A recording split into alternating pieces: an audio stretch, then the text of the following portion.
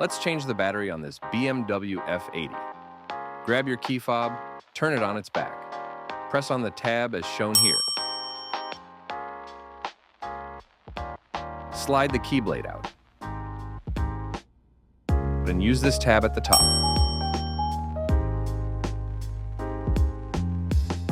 To pry the back cover out.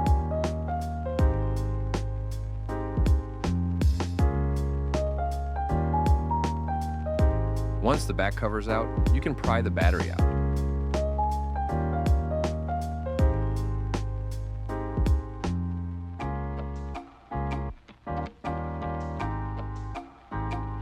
Older BMW use a CR2450 coin battery. Don't forget to subscribe for more useful BMW videos.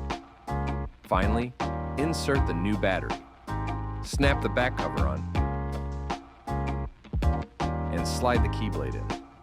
I hope this video is helpful, and don't forget to check out my channel for more videos on the BMW M3 and other models. See you next time.